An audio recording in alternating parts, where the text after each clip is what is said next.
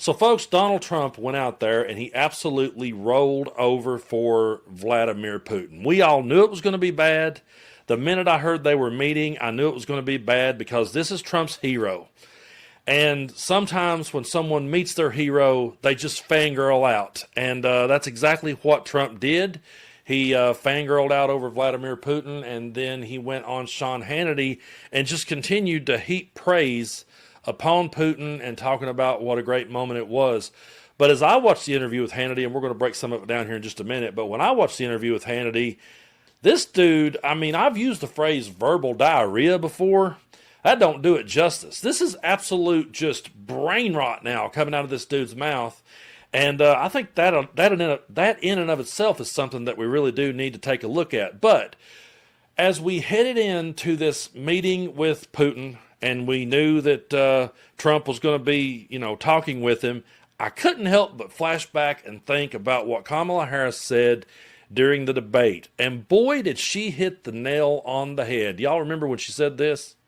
Understand why the European allies and our NATO allies are so thankful that you are no longer president, and that we understand the importance of the greatest military alliance the world has ever known, which is NATO, and what we have done to preserve the ability of Zelensky and the Ukrainians to fight for their independence. Otherwise, Putin would be sitting in Kyiv with his eyes on the rest of Europe, starting with Poland. And why don't you tell the 800,000 Polish Americans right here in Pennsylvania how quickly you would give up for the sake of favor and what you think is a friendship with what is known to be a dictator who would eat you for lunch. And folks, Putin did eat him for lunch and just humiliated him right there on the world stage. And the entire time Kamala's words was going through my head. And to tell you the truth, sometimes when I play those clips of Kamala Harris, they're kind of hard for me to watch because I say to myself, everyone should have got that. I know we're all guilty of playing assumption politics. I get it. But that's one of those moments in time where there could not have been a more clear-cut decision right there. There's no way in the world that, to me, any reasonable person could look at that situation and want another round of Donald Trump. Vladimir Putin knows that Trump will roll over. That's why that he heaps this praise on him. That's why that he tells Trump the things that we're going to cover here in just a second. He does that because he knows just how easy Trump is to manipulate. We sit back and we point to how Trump manipulates his base, but when Putin sees Trump, yeah, he's glad that he's manipulating his base, but he's like, that is the easiest guy ever to manipulate because all I have to do is heap some praise on him, and then he will turn and he will thank me for invading one of his allies. And that's exactly what happened right here. 5, 6, 7,000, thousands of people a week from being killed, and President Putin wants to see that as much as I do. So, again, Mr. President, I'd like to thank you very much, and we'll speak to you very soon and probably see you again very soon. Thank you very much, Vladimir. Next time in Moscow. Oh, that's an interesting one. I don't know. I'll get a little heat on that one, but I could see it possibly happening. Thank you very much, Vladimir. And thank you all. Thank you. Thank you. Thank you so much. Yep, and they take no questions and they leave, and then Trump goes on Hannity and just talks about what a wonderful time that it was, and it was one of the most humiliating things that we've ever witnessed, but we all knew going into it that that's what it was going to be. But I would just like to remind people, there's a whole lot of people out there who this is just going right over top of their heads. He is thanking a man who invaded one of our allies, a free and sovereign nation. Were defending themselves against a dictator who decided he wanted to take over their country, and he doesn't plan on just stopping there. He wants to take all of Europe. We know that. He's not going to stop if he gets his way here. And what is Donald Trump saying? Well, Ukraine just needs to make a deal. Here he is. This is so pathetic. When you talk to Vladimir Zelensky, what's your advice to... Make a deal. Make the deal. Got to make a deal, yeah. Look, Russia's a very big power.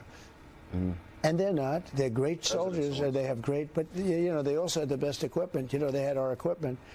And I gave them javelins, if you remember, in my first term. In fact, there was a statement, I gave javelins. You remember the statement? I gave javelins, and Obama gave, because it was Obama at that time, Obama gave them sheets. And that's true. I gave the javelins, and a lot of tanks were knocked out because of the javelins. The javelins, incredible weapon. It's a tank. You know, you look at this big, powerful tank, it ends up being a ball of metal lying on the ground and burning. I've never seen anything like it. We have the greatest military equipment in the world, but they did have courage in fighting. And, you know, they're fighting a big war machine. And we, I think, are close to a deal, but I don't like saying it. I always say, if I'm really close, I say 50-50, because so many things can happen. But I think President Putin would like to solve the problem, and it was a problem that should have never happened. This was a war.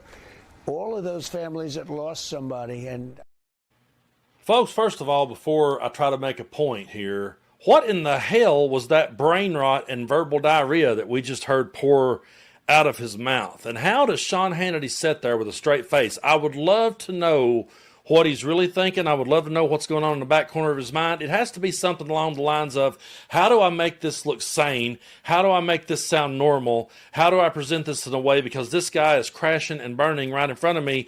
But again, I just want to drive this point home. He's saying to one of our allies who was invaded by a dictator, hey, they're a great power and you're not. I mean, they're more powerful than you. You guys fought a good fight. Hey, you fought a good one, but that's okay. Just let him have it. Just make a deal. Let him have it. He wants to make a deal too. Yeah, he wants to make a deal. That's the whole reason why he started this whole thing. He wanted to go in and take over. Of course he wants it. This is the moment he's been waiting for, and this is the moment that he knew he could get if Donald Trump was reelected. This is the moment he would not be getting out of Kamala Harris. Think whatever you want about her. This is one of those moments he would not be getting out of Kamala. What he's getting now is absolutely just love and praise heaped upon him. And when Donald Trump brings him on to the world stage like that, I know some people doesn't like when I say this, but when you platform them like that, you legitimize them to their people. Putin goes back home and says, look at me talking with Donald Trump in America. That's what is so hard to get across to people. This is bigger than a lot of people realize. This guy is absolutely going out there and rolling over, but he's doing so. He's mainly doing so here, folks, because Vladimir Putin will just heap praise on him. And Putin will tell him that he won the 2020 election. And if you say that to Trump, well, you're in like Flynn. Take a look. Oh, Vladimir Putin said something, one of the most interesting things. He said, your election was rigged because you have mail-in voting. He said mail-in voting, every election. He said no country has mail-in voting. It's impossible to have mail-in voting and have honest elections. And he said that to me. It was very interesting because we talked about 2020. He said, you won that election by so much. And that's how he got it. He said, and if you would have won, we wouldn't have had a war. You'd have all these millions of people alive now instead of dead.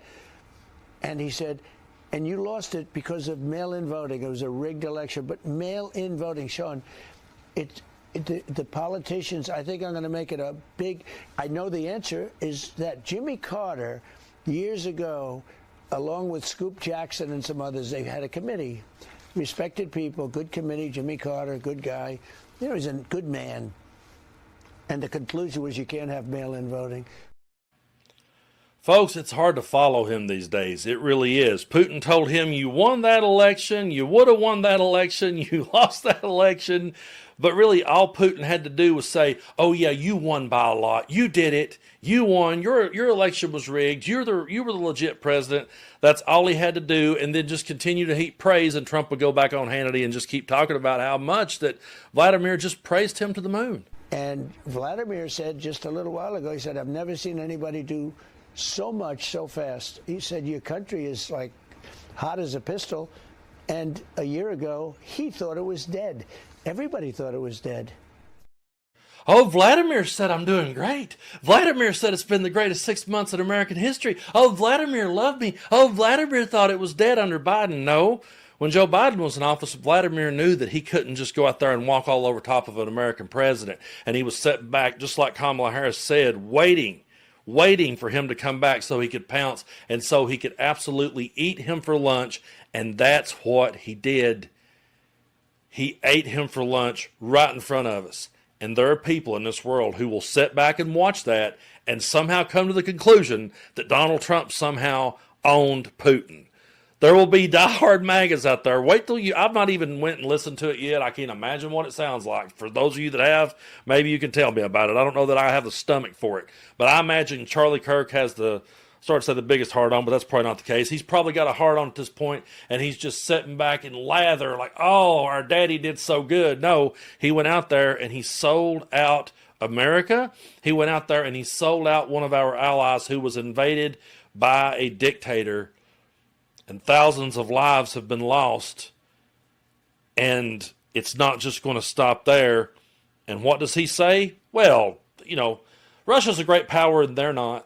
That's all the man cares about is power. And that's why he looks up to people like Vladimir Putin. That's why he looks up to these dictators. That's why he is mimicking their style on American streets today. And to everybody out there that ever warned me about a dictator, ever warned me about communism, y'all are pretty quiet these days. That tyrannical government crowd that was always all about don't tread on me, that used to tell me all the time, "Oh, don't worry about it, Brando. It's going to be okay. It won't be that bad. Just give it some time. He won't do those things." That crowd is just absolute crickets. Or if there's some of them, there's a few of them that's like, "Well, I better not say anything here. There's just some crickets right here." But then there's the one that's like, "Oh yeah, hell yeah, man, crack down on them. That's right. Throw them around. Step out of line, the man come and take you away. Hell yeah." The one thing I've learned about MAGA during all of this is where they would have stood back in the 60s and the 70s. I know now that they would have all been calling Buffalo Springfield and Neil Young and John Lennon a bunch of libtards, and they would have been rooting for Joe Frazier over Muhammad Ali in the Garden, and they would have been calling Ali every name in the book, which they did back then.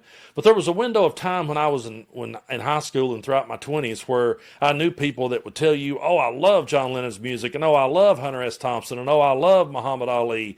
They would have absolutely despised all of those men if they came along today. Hell, even Ronnie Van Zant from Leonard Skinner would have got canceled for saying we should dump all handguns to the bottom of the sea.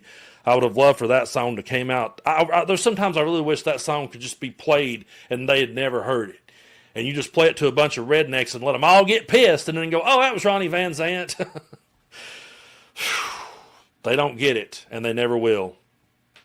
But yeah, folks, he went out there and absolutely rolled over and humiliated us on the world stage. And the saddest part about all this to me is that we all saw it coming and this could have all been avoided.